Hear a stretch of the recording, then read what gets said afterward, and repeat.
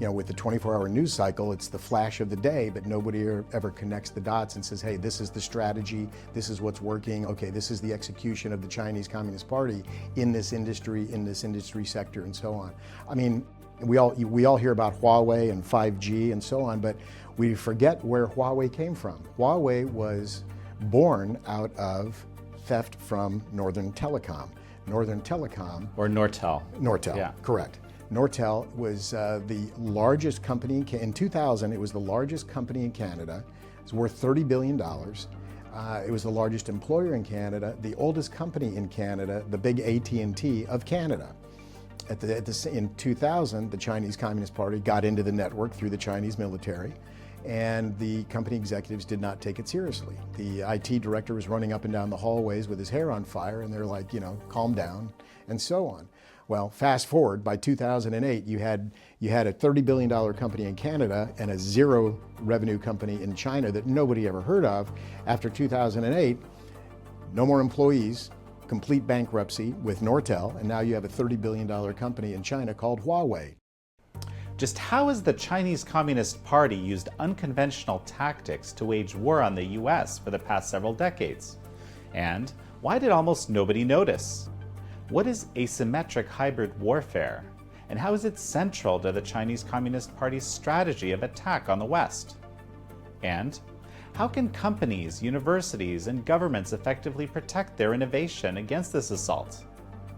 This is American Thought Leaders, and I'm Jan Jekielek. In this episode, we'll sit down with Casey Fleming, chairman and CEO of the intelligence consulting firm Ops Partners. He is an expert on security strategy, asymmetric hybrid warfare, cybersecurity, and economic espionage, and he regularly advises the private sector along with the US government. Casey Fleming, great to have you on American Thought Leaders. It's a pleasure. And I should say, finally. So, you've been, I guess, interviewed by the Epoch Times, I think numerous times around some of your expertise around China and something that sounds very complicated, asymmetrical hybrid warfare. We'll get into that in a moment because it's actually something really, really important. I want to talk about China. And when we were talking even, say, 3-4 years ago about China, it was a very different picture, I think.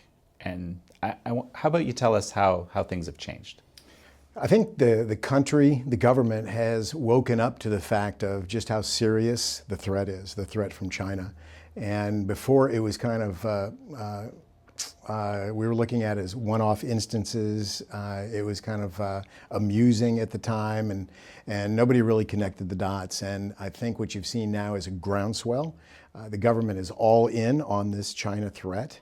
And recently has come in all in on it. And they realize now that it must be a whole of nation approach, just as the Chinese Communist Party has a whole nation approach against the United States and all of our Western allies. So you've seen a swing, a shift over to a whole of nation approach, which now includes not just the government, but the private sector, which includes both business and academia. You almost make it sound like we're at war here, but we're not, right? It depends on who you ask. If you ask the Chinese Communist Party, they are in absolute war with us. And consistently they have said they are at war with the United States. And it's a life and death war.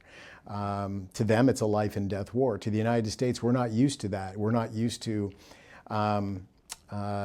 what war is. In the United States, Americans, and even our Western allies, war is you're either in war in a bloody battle with uniforms, tanks, planes, and generals, or you're not. And our adversaries have waged what they call an asymmetric war, an asymmetric hybrid war against us. And that's everything short of conventional war that we're aware of. So I think the first thing everybody needs to understand is the war that is being waged and has been waged on the United States and the West has incidentally been around for 34 years, even longer than that, since the start of the Communist Party in China, which was 1949. But in 1986, they came out with a nation-state directive called Program 863, and that's after 1986, month number 3. Which I'll give you my layman's terms, will basically lie, cheat, and steal to global dominance. So that's the war. And so we all have to understand that they have waged war on us. We have not waged war on them as a conventional war, but the war that's being fought is something that we're not used to. We're not used to this whole hybrid warfare thing, which is everything asymmetrically from all sides. So an asymmetrically is basically attacking from all angles, all sides, to weaken the United States and to take over the United States. That's really what the end game strategy is. They want to defeat capitalism. They want to completely defeat democracy and turn the world into their own order. So we have to understand what the war is, what the fight is, and that's what the whole thing is around asymmetric different directions, hybrid warfare. Now, what's hybrid warfare? Hybrid warfare is achieving military gains through non-military methods. That's what hybrid warfare is. So remember asymmetric, remember hybrid, and then warfare. We don't like the word war in the United States because that means, very nasty things. So what this is a challenge. It's the bigger name is called great power competition. Okay. About every 70 years, if you look at history, about every 70 years, a nation or couple of nations come up and say, we want to challenge the world order. That's called great power competition. Today, in our time, in current day, that is, of course, China, Russia, and they've got friends by the name of Iran and North Korea. So they're all allianced together, allied together, and they're all communist. And the other thing is when we talk about China, some people regard China as another democracy, and that's not the case. China is a clear, serious, oppressive, authoritarian dictatorship communist country.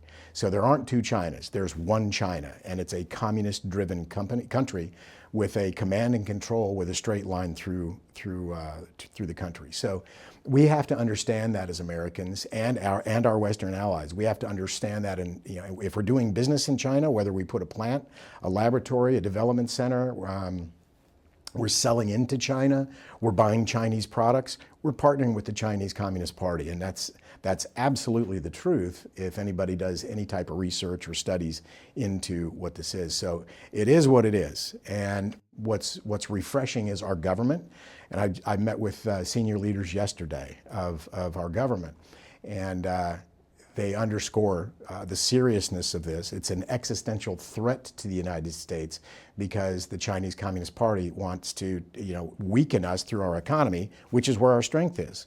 Our strength is through our economy, and they want to weaken that by stealing the technology and so on. Another point, you have to understand what our adversary is all about. Our adversary is all about live versus die. In other words, their philosophy is we must live, but you must die. So when we compete, we have to win. In other words, we live, you must die, so you can never compete again. Americans are completely foreign to that. We believe in win or lose. If my team doesn't win this year, the Super Bowl or the World Series or Little League, the clock sets in January and I get another shot. Come back and fight another day. Come back and fight another day. With the Chinese Communist Party, you will never come back and fight another day. The other thing people don't understand about the Communist Party is that they have no intention ever of coexisting with anyone.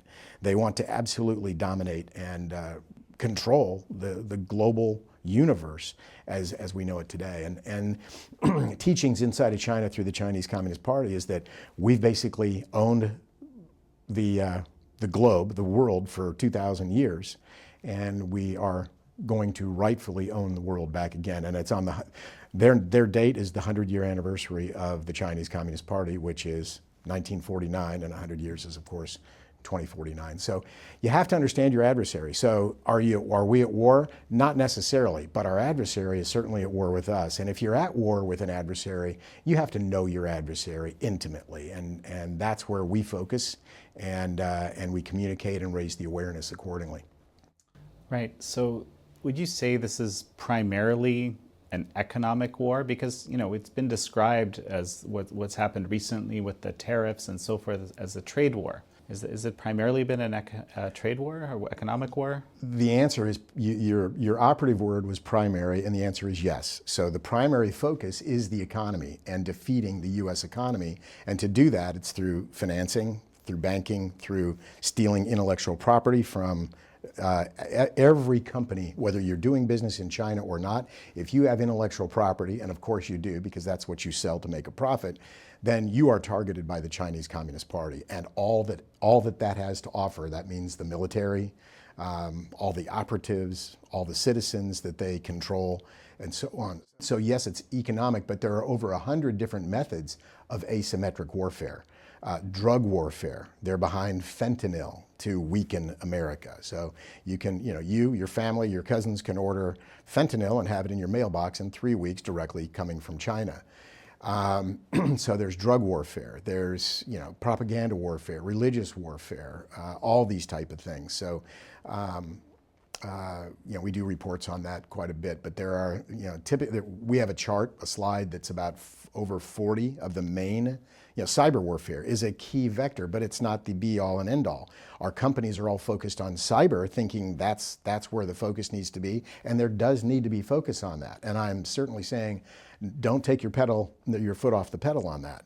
But you've got to look at all the other methods that they're using to extract information, and the goal is to put your company out of business. Assistant U.S. attorney by the name of John Demers came out with a fantastic and a very accurate quote, and it's basically rob, replicate, and replace. So where is your company or your university in this whole rob, replicate, replace piece of it? Okay, so you're absolutely in one of those stages. Rob is where they're stealing your intellectual property. Replicate, they're selling your intellectual property, your product to your customers at 30 cents on the dollar. So how long can you compete? And then replace, is to put you out of business. I mean, rob, replicate, and replace. So where is your company on that spectrum? Because your company is absolutely on that spectrum because you have intellectual property. So, this actually reminds me of the Segway example, this iconic brand where basically the IP was stolen, the competing product was reverse engineered and created, and then with its success being sold at perhaps 30 cents on the dollar, I don't know, that company actually ended up buying Segway. Mm-hmm. So I think that illustrates your point. And there's literally hundreds of those, and nobody really connects the dots. We do that because we caught this a long time ago, but nobody, with the 24-hour news cycle, it's the flash of the day, but nobody ever connects the dots and says, hey, this is the strategy, this is what's working, okay, this is the execution of the Chinese Communist Party in this industry sector, and so on.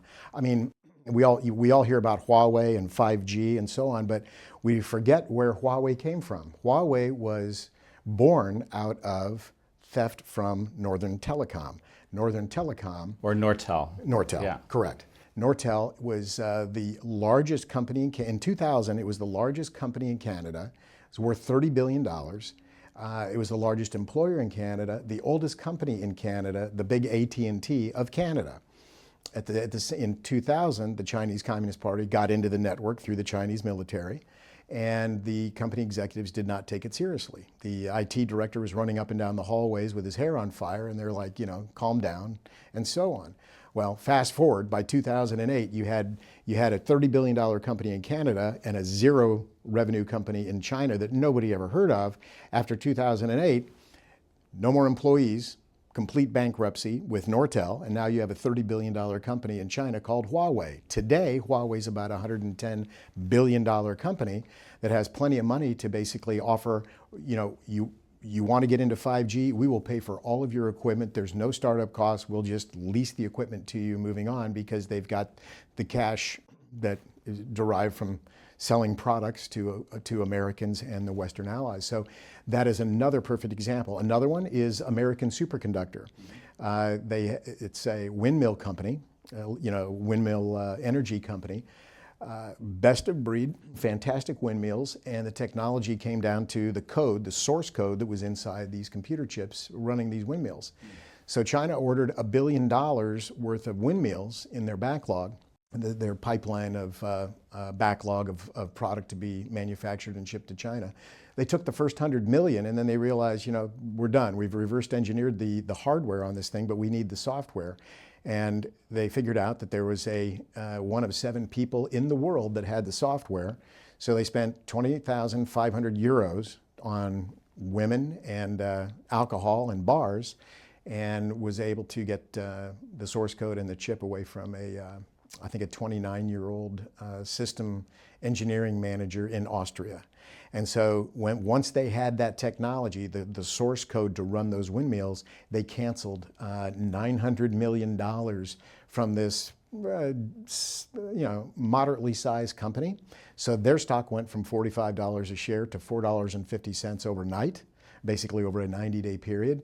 And the U.S. attorney at the time quoted it as corporate homicide.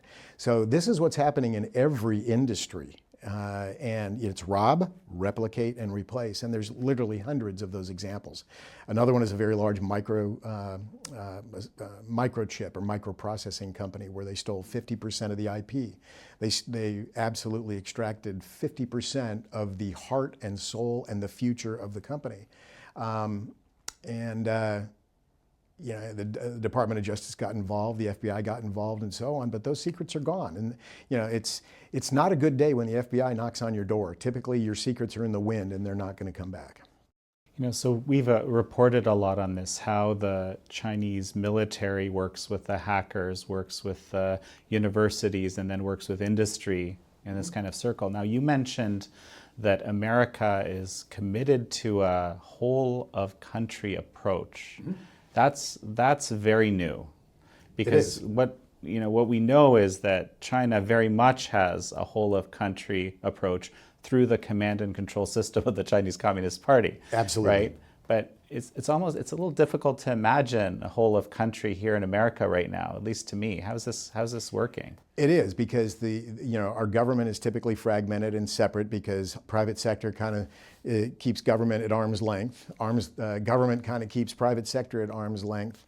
And academia is kind of out there on their own, and the military's out there on their own, and we're all kind of fragmented. So what's extremely new and extremely refreshing is our government has realized that the Chinese Communist Party has a whole of nation approach and has to destroy the United States, our economy and our democracy and our capitalism.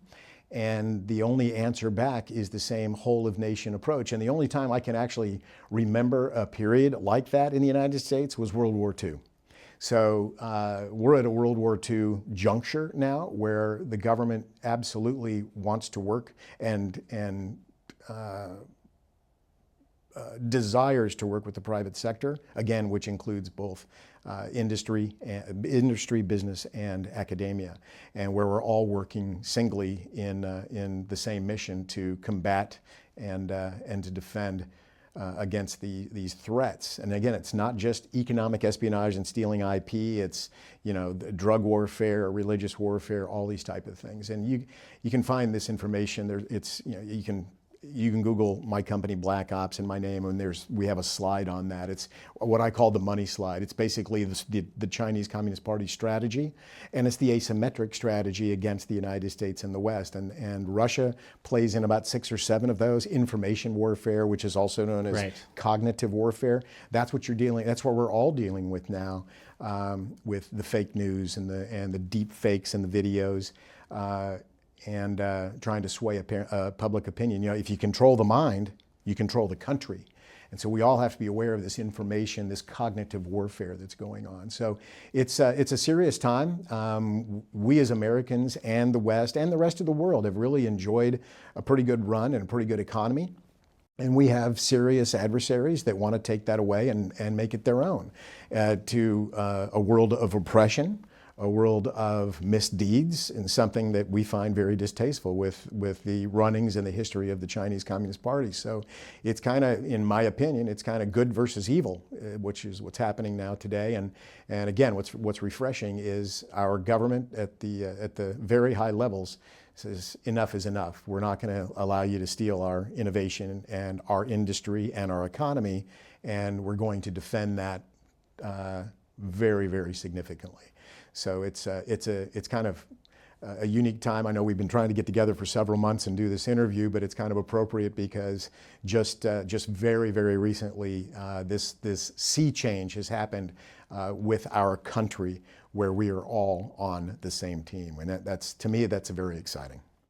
You know, it is, absolutely. And at the same time, I can't help but think, you know, there's untold billions of dollars of investment that are, you know, basically caught up in the Chinese economy or instead of in the grasp of the Chinese Communist Party. And we've had experts like Robert Spalding on explaining how, you know, that money is very tough to get out, if not impossible, right? So that's some serious leverage against this, again, the private sector and government and academia in the US all working in conjunction. How do you see this playing out? At some point you have to understand, you know, where do you kind of turn the faucet off or turn the faucet down? So you know that your money is at risk doing business in China. You know it's at risk, so do you continue to put good money after good money into a very, very risky scenario? And now even these existential things like this coronavirus is right. Completely unplanned for, but that you can see how risky your investments are in China by having, just by something that was not even planned, which is a coronavirus that's basically freezing the Chinese economy. It's freezing the supply chain of materials and products to the United States for us to make products or sell to our customers and so on. So the question really begs to companies and to universities, how much, you know, we've got to start looking strategically at the money that we put into the Chinese communist country that's playing out now, that people are understanding it doesn't come without attachments. It doesn't come without strings attached. It comes with risk, and we're seeing now with the coronavirus, that's just an inkling of the risk that, you know, by putting plants, laboratories, cooperation with university campuses, sister campuses in China and so on, that it comes with extreme risk. And I think that we tend to, in the United States and in the West, because we're a capitalist society, I think that we're too enamored with the cash flow and the money, and we don't ever want to look at the risk on the other side of it, that what it may come with. And I think now our government certainly is swinging to the side of being protective, and I think it's going to force private sector, which includes business and academia, to understand that the money in a communist regime is money that is at very high risk. And I think this coronavirus piece of it and the trade wars and so on and so forth, that's a very good window on the future of where it's coming. So each company, each university needs to understand how much risk are we willing to tolerate by these investments that we're making in China. So, you know, let's look at coronavirus, this scenario. You know, we know we've had people on the show, we've already talked about how, you know, the initial cover-up of the existence of coronavirus and the punishment of the people who were raising the alarm, and that this sort of stuff is actually structural to the Communist Party and the communist system. And I thought that was very interesting as a window into how it actually functions. Mm-hmm. You want to speak to that a bit? Just anything that comes out of China as far as information is all state-run propaganda. And it's again, it's typical of every communist regime. So nothing is really planned or nothing is allowed to get out of China. And if it does, you're severely punished in the regime or by the regime.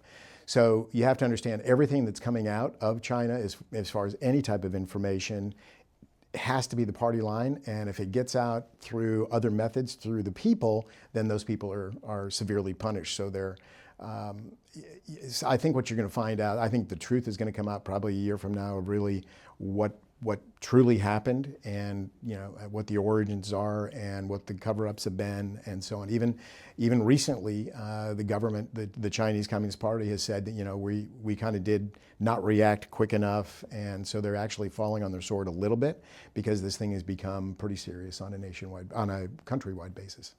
Now, based on what you've seen on, let's call it the information warfare side of things, you expect them to blame America or something like this? We're hearing that they already are through social media channels and so on, that they're blaming the United States for planting the coronavirus and stuff. So all I can say is let calmer heads prevail, and let's see what happens a year from now, what really plays out. I think the truth will finally come out. It'll probably take a year. once we're all past this thing. I hope it doesn't grow any more than it has, but we're hearing that the numbers are grossly underreported, both on infections as well as the deaths. And like I said, because we're dealing with a Chinese Communist Party regime and a communist regime, we don't take anything. We've learned never to take anything at face value and just let it all play out, because time will tell, and time always, well, most of the time will tell you what's going on. So my time parameter on that is about a year. Okay. You mentioned religious warfare a couple of times as something that the Chinese Communist Party uses against the U.S. What is that? Again, that's just another vector, another method of asymmetric warfare to weaken the United States. So they'll do information warfare campaigns, which is cognitive warfare, to get into the mind and so on. They really don't believe in religion, and they think that Americans are weak because we believe in religion, and they use that against us. So it's just anything that fights our beliefs around religion. So those type of things. Just expect our values to be attacked. Expect that, when you see things in the media, they may not be right. Expect that social media and even the regular mainstream media, when they're reporting, understand that some of it is not factual and it can be levied by some of our adversaries. So it's anything that can be used to fight our beliefs that we were raised in as children, and whatever religions that we are special to or raised with, anything that attacks those and renders those obsolete or inaccurate, to again weaken our resolve. And they know that most of us are very religious people, and they want to weaken our resolve by challenging those religions. And that's the same with any one of those vectors, those attack vectors of asymmetric warfare. So, one thing that kind of jumps to mind, and it's very interesting to think about all of this from a perspective of a type of warfare. But I'm thinking about the 1,000 Talents program, and I'm thinking about the top Harvard professor of nanotechnology that was basically recently indicted by creating an institute, and getting paid really gigantic amounts of money for any academic, and top guy in technology. And this strikes me as something that would fit into this is an attack vector. How do you see this situation? It is absolutely an attack vector. That's education warfare and propaganda warfare. And the 1,000 Talents program is supported by the Confucius Institute program and the Confucius Classroom program. Can you just maybe briefly explain what that is and how that works, this 1,000 Talents, how it fits in? I only allotted about an hour for this interview, so you're asking 3 days worth of questions. But propaganda warfare is exactly what you think. I mean, there's a Chinese company throughout Hollywood that is called the Wanda Group, and it's run by the Chinese Communist Party. By the way, every company in China is every company in China is a facade as a company. It's the command and control in every company is the Chinese Communist Party. They have employees and executives that have to swear oath to the Chinese Communist Party, and if it's a large company, they actually have a Chinese Communist Party group, command and control group in your company headquarters. So the Wanda Group is there to influence and to be propaganda through our film, and because think about it, Americans love movies, and they want to influence, make America look worse than it really is, and of course make China the victor, the all-powerful in movies and so on. In fact, the new Top Gun movie coming out, they made the Chinese Communist Party had them change the trailer, and I'll leave that to our viewers to figure out how they changed the trailer from the previous Top Gun trailer to the new Top Gun trailer. Might have to do with something on the back of Tom Cruise's jacket. So, hint. So that's the propaganda side. But getting over to the education piece that you asked on Harvard University, it's influence. It's influence as well as a pipeline. Think about it. Starting an institute It's a pipeline to send intellectual property directly to China in an absolute fire hose conduit to make that happen. So it's, 1,000 Talents program. It's to absolutely influence, put some money out there and pay some professors to get this information directly over there. How else are they going to be able to destroy our economy and sell our products to our customers at 30 cents on the dollar? Because there's no cost for research and development. There's no cost for innovation, which, by the way, when you make a cancer drug or a computer chip or a super soybean, or it doesn't matter, the first one cost $10 billion, right? The first one to produce cost $10 billion for all that research and development. The second one costs, 2 cents, costs a nickel. So if you can get rid of the cost of the first one and just go straight to the second one, that's exactly what the Chinese Communist Party is doing. They're eliminating the step, and people, it's not just money, it's the time. They say it takes 10 years to develop that hybrid seed, or it takes 10 years to develop this DRAM, dynamic random access memory, or to develop this and then just to steal it. Again, it takes 10 years and say $10 billion, but we don't care about that. We're the Chinese Communist Party. We just want to know how to mass produce this and to cut you out of the program. I remember that you had you did an estimate of what the cost of that IP theft was, I think through your operation. The number that the government runs on is about $600 billion per year. And that's the raw innovation, the raw R&D, research and development, the raw innovation stolen out of the economy. But you have to put the MBA number on that. That's, I think, and the government just gives you the raw number.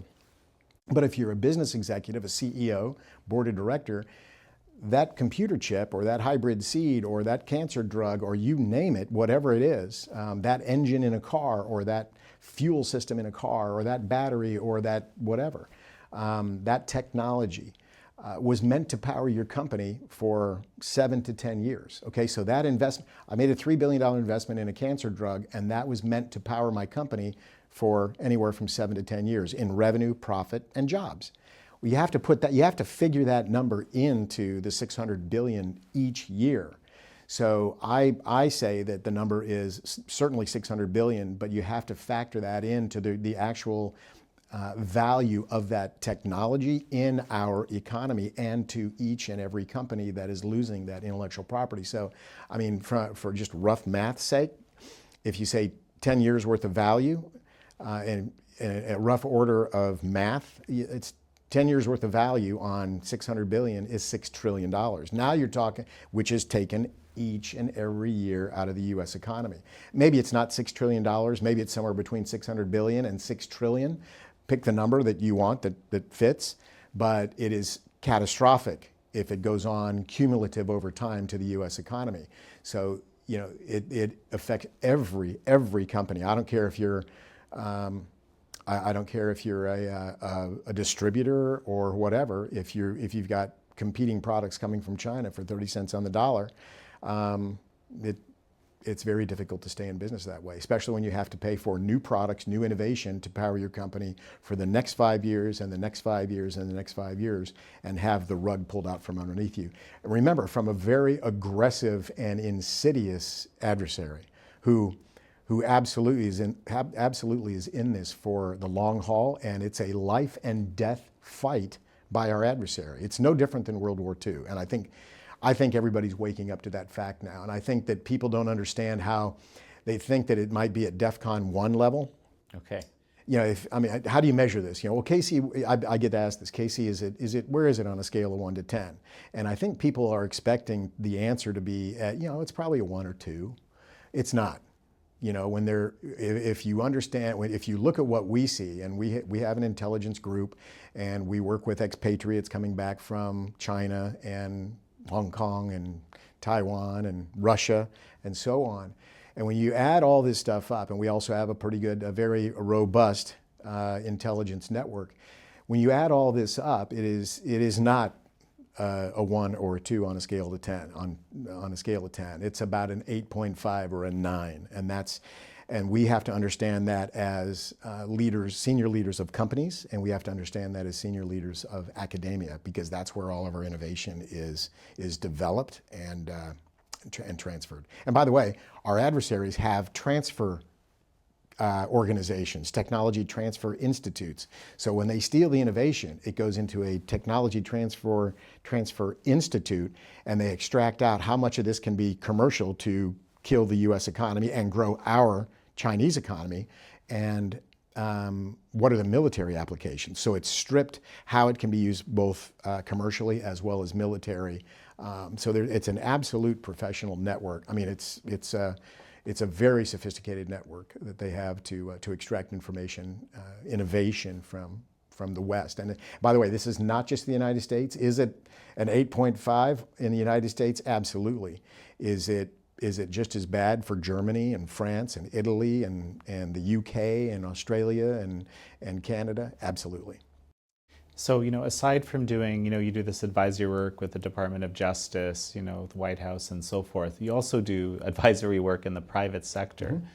How often are people coming to you with questions about this now? I mean, presumably this is changing. People are, what I understand is in the past, people just weren't ready to admit, for example, that they'd been cyber compromised or so forth because, stock or whatever reason. How has that whole climate changed about the private sector wanting to know how to deal with this? It's a sea change. Okay. 3 years ago, 5 years ago, it's like it's an annoyance, and it was kind of entertainment to have our people speak at conferences, and that's nice to know, and it's kind of, that's interesting. And today the phone rings off the hook. People are like, okay, we know there's a problem. We know it's serious. We need somebody to tell us the truth. My people in my company aren't telling me the truth. They're telling me what I need to hear. I mean, what I want to hear. They're not telling me what I need to hear. So will you come here and tell me what I need to hear? And it's like, yeah, we will certainly do that for you. So it's been a sea change. It's been kind of a relief because, we are, all of us in our company are patriots for America and our heritage and all of our Western allies. And to get the sunlight on this now and to have the phone ring off the wall is exciting and refreshing that we're not alone in this fight anymore, and it's all for one and one for all. So, okay, let's talk about Huawei, because Huawei is, I think, a great example of something where there's this, again, whole of country approach that the Chinese Communist Party, with huge subsidies, all different aspects of their economy, pushing this one company to be this telecom giant, and basically get into, I think they're operating in 70 countries around the world right now, and new contracts being signed all the time. The U.S. is supposed to come up with its own version, but so far it's been, I think I can say, lackluster, the development in this area. Where do you see this going, and how, I mean, there isn't going to be a American Huawei, I think, or is there? I think you will see one. I think when the chips are down, Americans perform under pressure, and I think you will absolutely see it. And I think it is lackluster now, but I think that, like I said, when the chips are down, Americans will impress you, and I think that will be absolutely happening. Huawei is, again, run by the Chinese Communist Party, period. Understand that for everybody watching. It's a communist regime. So understand that there's oppression built into it, supporting and growing the Communist Party built into it. 5G is really like a central nervous system in the technology world. The difference between 4G and 5G is a huge quantum leap. So it's basically computing everywhere. And so everything's going to be on that. So in other words, that network or that nervous system, everything you do for your company, for your family, is going to be on that network, or on that 5G network. And if you've got evil, and I'm going to use the word evil, nefarious equipment that is meant to siphon off all your IP, siphon off all your information, use the information to power your artificial intelligence. By the way, the better the artificial intelligence, the more information and data you have to feed your artificial intelligence, the better your artificial intelligence is going to be. So this whole 5G thing is not just a technology race, not just the revenue that it brings to the economies that are participating, but it's also this whole command and control. I mean, having 5G in a country, if the Chinese Communist Party doesn't, if you say something they don't like, if you act in a way that they don't like, they can shut your company off completely, off this 5G network, and they can shut your country off or countries off of this 5G network. So this is, 5G, if you really need to understand it, viewers need to understand it, 5G is another weaponized technology.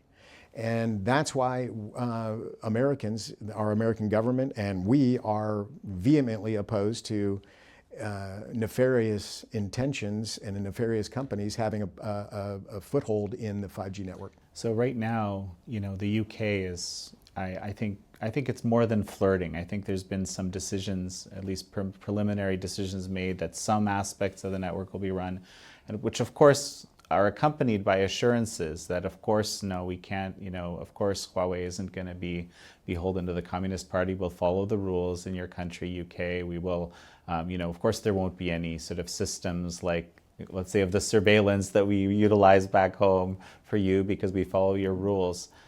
Presumably people believe that. I mean, why else would they choose to put this network in? Tell me about this.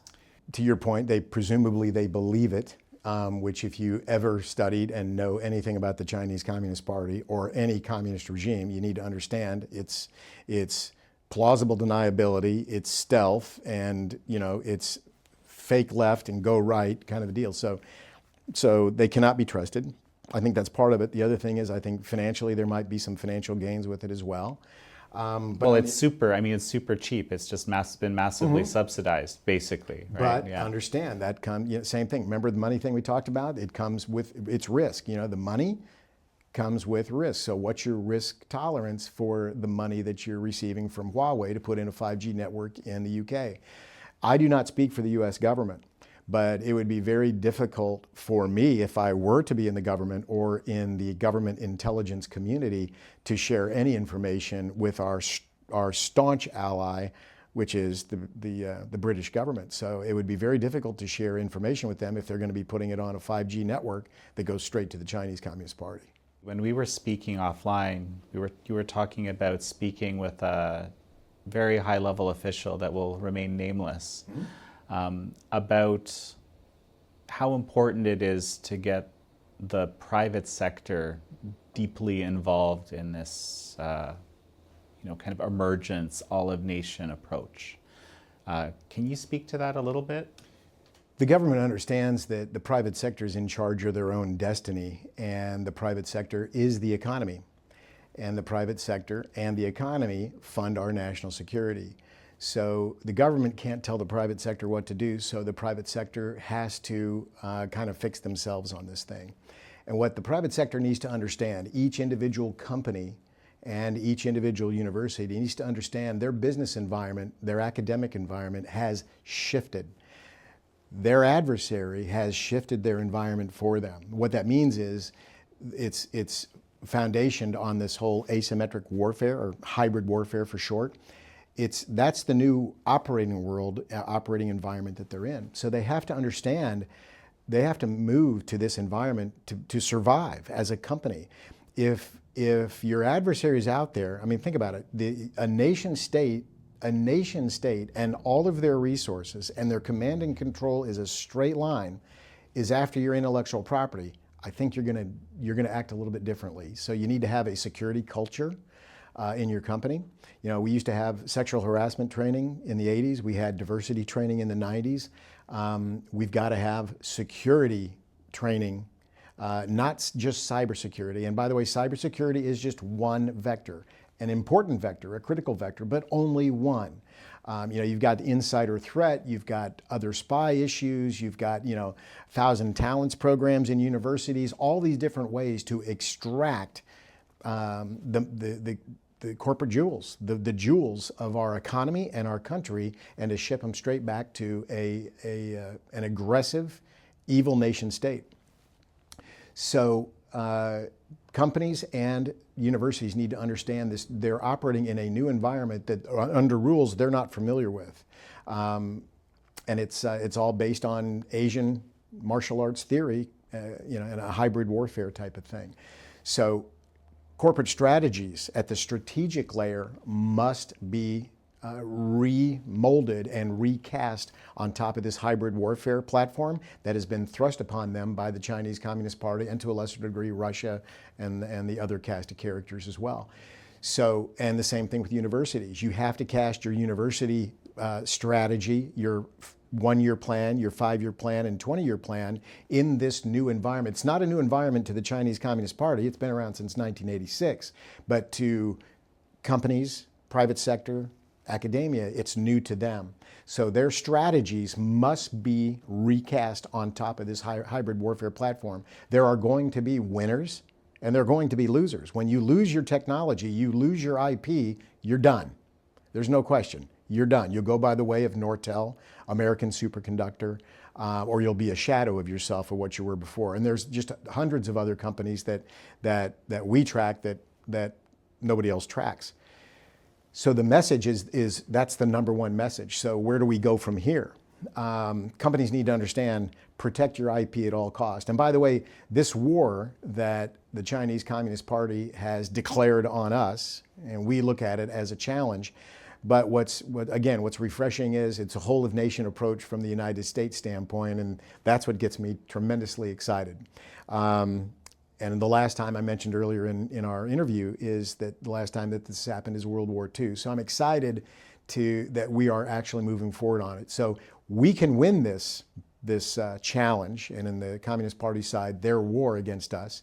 We can win it by out-innovating them. They're not innovators, but we also have to protect that innovation. So the way to win at this is just absolutely focus on the grand innovation and out-innovate them. But we also have to have a security culture that protects the IP, the corporate jewels or the university jewels and the research. A lot of these universities take government grants to develop very powerful innovation that gets shared with companies and military applications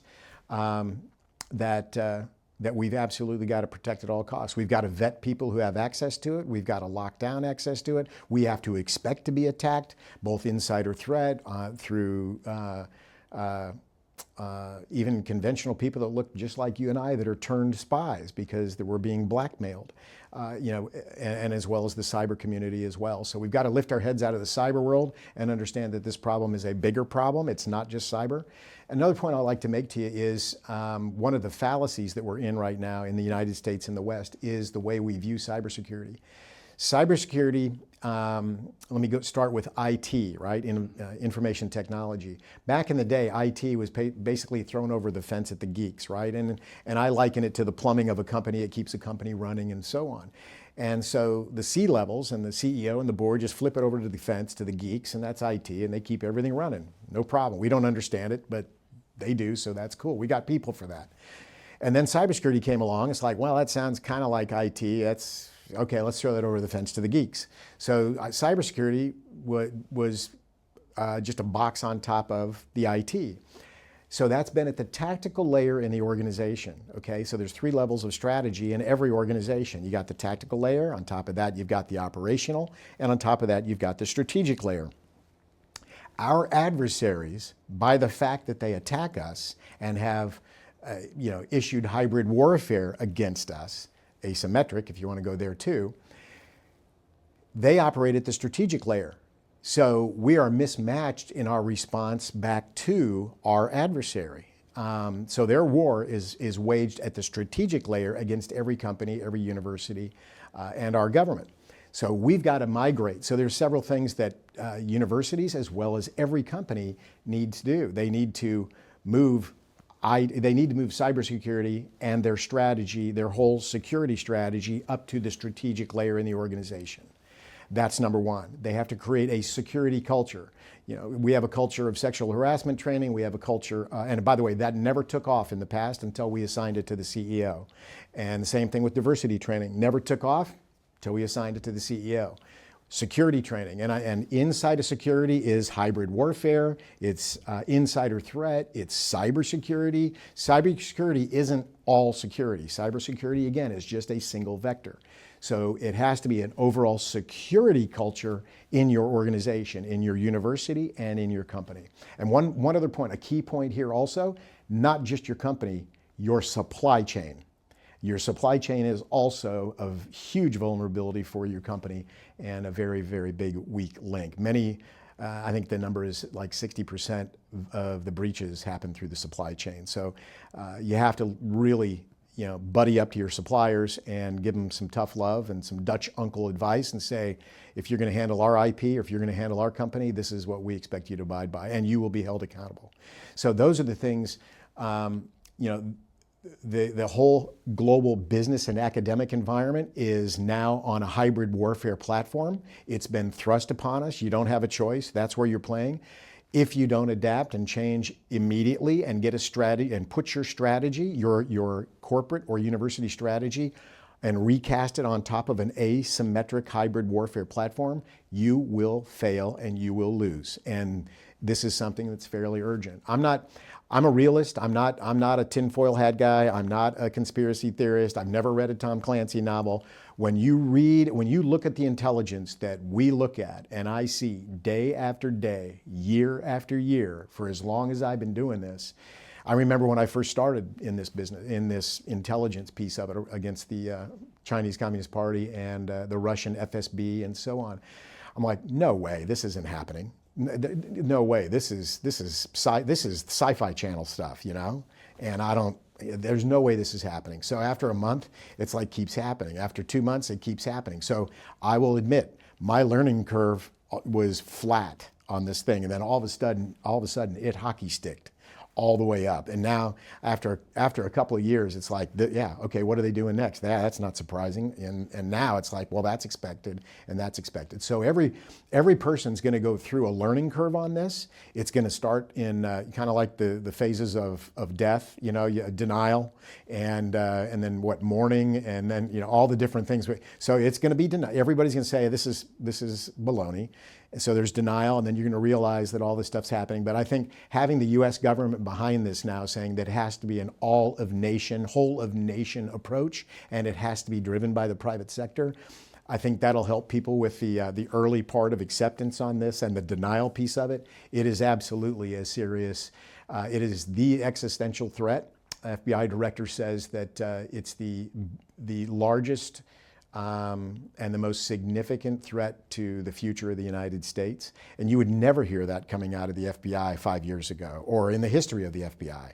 So, they're sounding the alarm bells and the alarms for people to rally together, arm in arm, brother to brother, sister to sister, and do a whole of nation approach on this thing. Casey Fleming, such a pleasure to speak with you. Thank you for having me.